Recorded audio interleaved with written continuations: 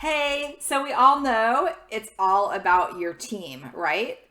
And my name is Diane Prince. I am a startup founder I sold my first business after growing it from zero to $50 million in 6 years. And right after getting my master's degree in French literature, so not a business background. And I've had 5 successful exits, as well as over 7 startups, one massive failure, and I've had some really good employee relationships and also co-founder relationships, and some that weren't so great. I wanted to share with you because one of the most common questions that I get and that I see posted online is how to build a team, how to find a co-founders, and also how to hire for your startups. And I'm going to share with you a method I actually learned recently when I was working with a staffing firm called HireClout. And if you want an introduction to them, if you need technical people, they are awesome. I worked with HireClout for almost a year and a half, helping them to build their contracting division. And I have a lot of experience in staffing. And yeah, just a little a little plug, because I'm super grateful for the things I learned there, and about all things technical staffing. So that was really cool. While I was there, we were also building and scaling our internal team.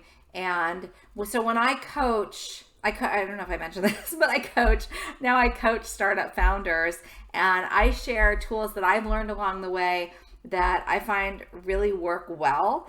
And a lot of times when I discover books or tools, I'll be like, oh, because I have over 20 years experience building companies, I'm able to use that to approach new tools that I learned from that vantage point, where I can say, oh yeah, that makes total sense, because I did that without even really realizing it, and that worked. Or if I hear advice that I don't think makes sense, then I can also kind of take that with a grain of salt. And of course, I always learn new things too, because there are a lot of things I don't know. Anyway, so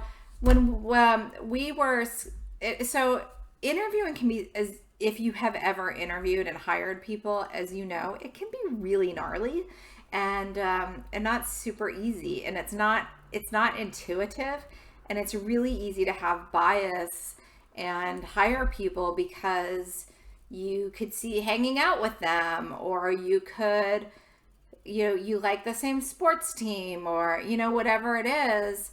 And that might sound really simplistic, but it's true. If you feel like you connect with someone in a, and I've done it. I mean, it's like, kind of hiring people from your gut, which I do believe that gut is important. And if you have a negative gut feeling about hiring someone, I would say in my experience, it's been no, do not hire someone who you have a bad gut reaction to. But there are also ways to eliminate the bias and strictly going from your gut when hiring your team. And team is one of the most important things, if not the most important thing. So they say you shouldn't ask how you're going to solve your problem, ask who is going to solve the problem.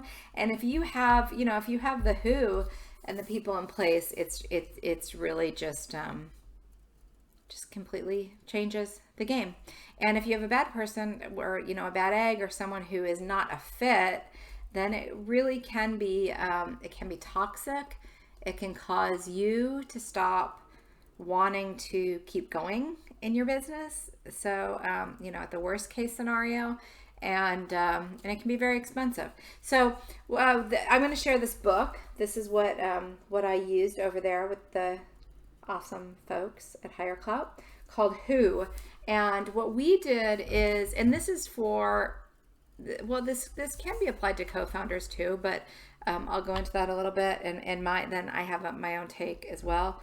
But the Who, we called it the Who method. I don't know if it's really called the Who method. This book is by Jeff Smart and Randy Street, and I'll post the link of my Amazon book club, which is basically my Amazon site, and it has my favorite business books in it. So I'll post that also in the comments.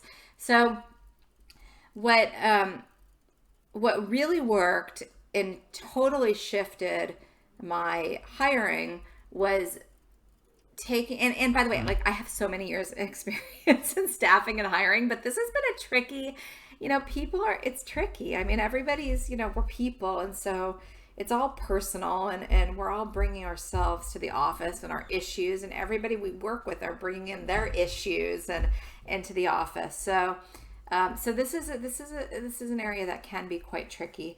And so what helps in my experience is to systematize the process, and not be random. Also, I truly believe in always be hiring, even if you don't have a spot, or even if you can't afford that person right now, but always be on the lookout for talent that's going to match your company and your goals.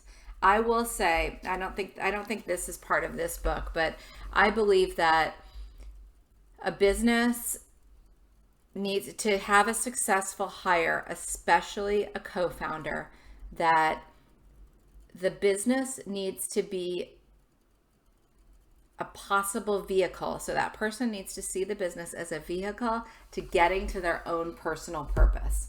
So I believe a lot in the personal purpose, or it can be called the why. Simon Sinek popularized that idea. But to me, if you have a clear idea of your own why, then and you have to see that business is going to be a way that you can get there.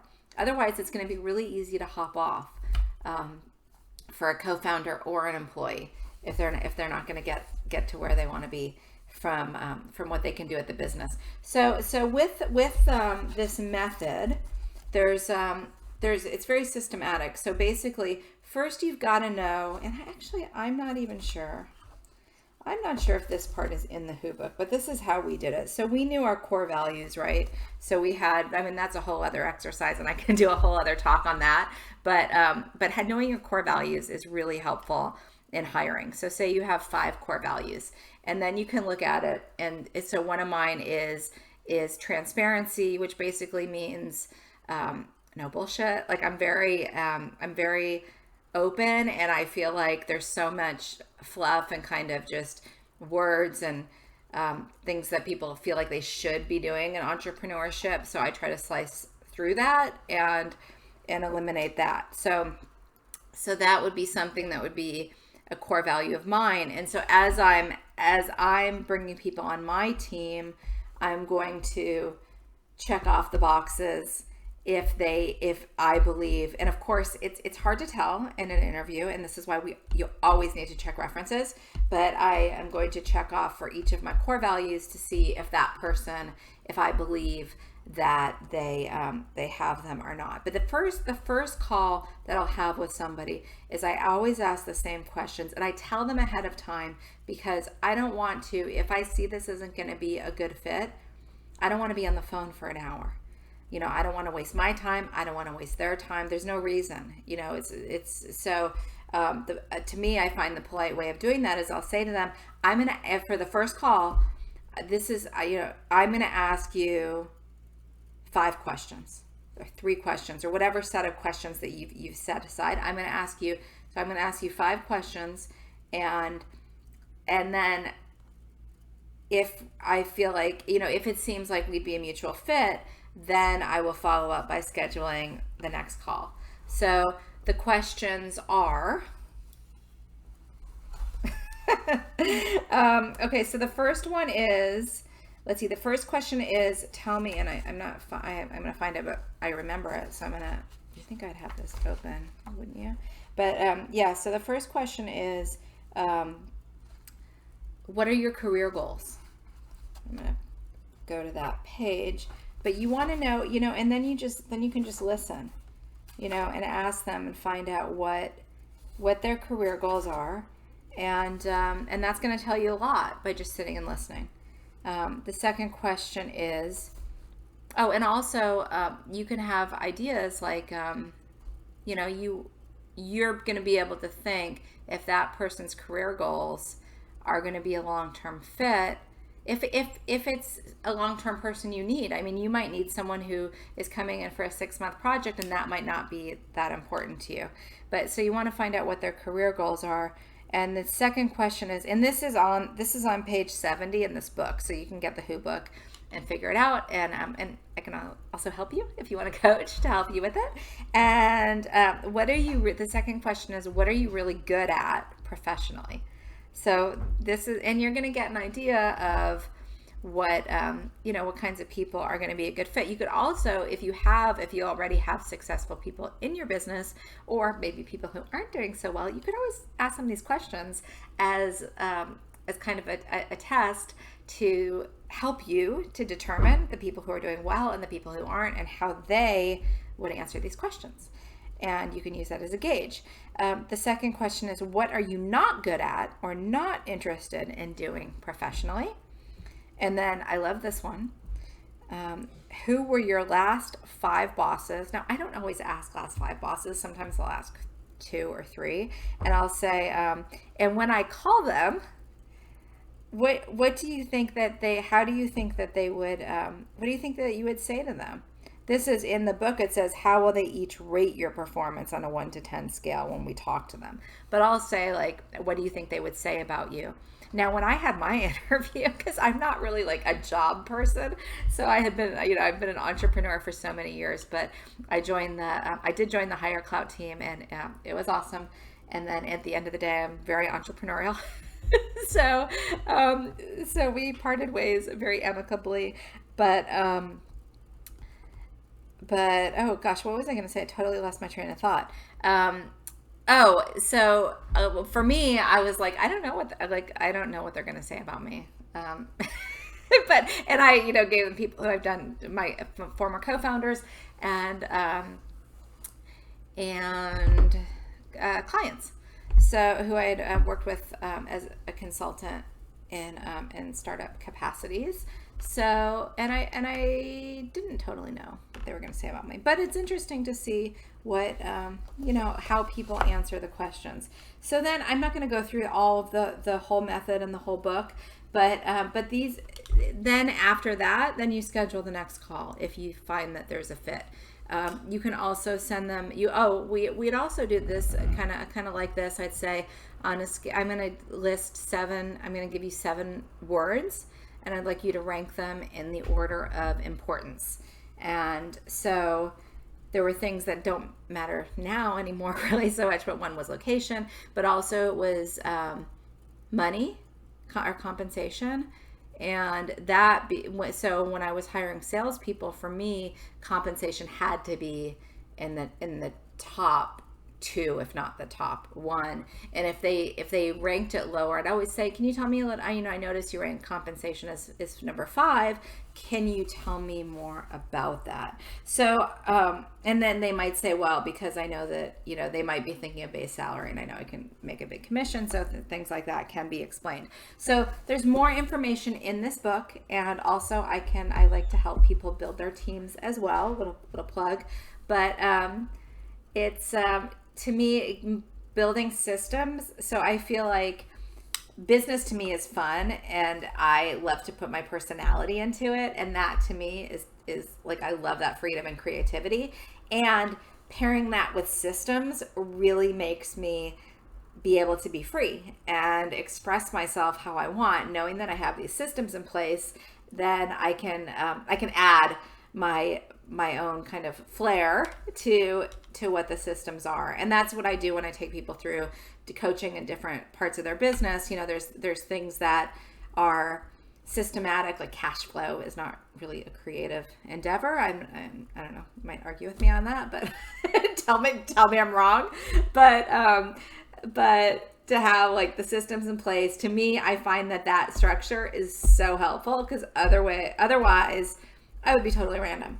So that, and I wanted to talk a bit about the co-founder, I don't know, the co-founder dilemma, maybe I'll call it, but maybe that's already a thing, I don't know, but trying to find a co-founder, a word on that. What I have found is the successful relationships that I've had, and I've had some really successful ones, are the ones where going back to that personal why, and the business has to be a way that that person can get to their why.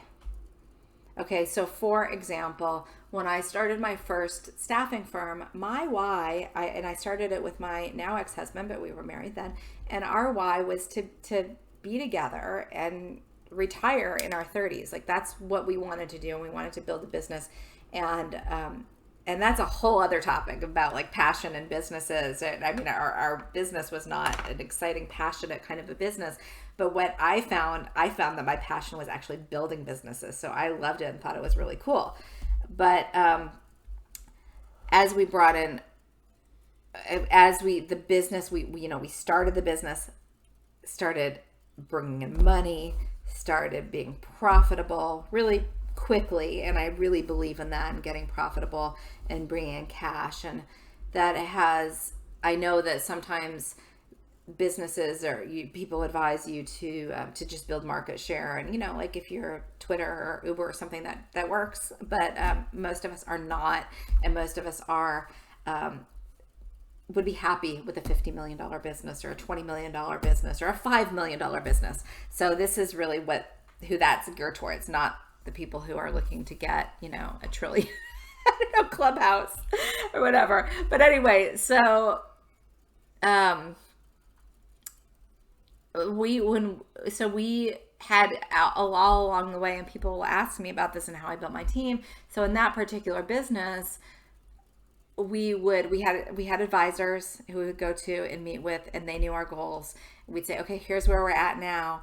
What do you think we should do? And at a certain point, we knew we didn't want to stay in the business after, like we knew we wanted to sell it, and we didn't really want to stay in the business. So we got the idea to bring on somebody who basically would want to do that. And we were a staffing company then. And so our goal was to retire, and we found somebody whose goal, like his why, was to be the CEO of a publicly traded staffing company. So even though, like, I know there were times when he was like, get me off this train. And I've heard that since, so I know there were times when, if you're watching, that's okay. But I know that there were times when he would have left had he not known and believed that the company was a vehicle for him to do that and attain that goal. And he did. And when and also when he joined the company, he wanted to, there were other things he wanted, like he wanted a certain title. He wanted to be in YPO. We didn't even know what YPO was then. I mean, we were in a second business, but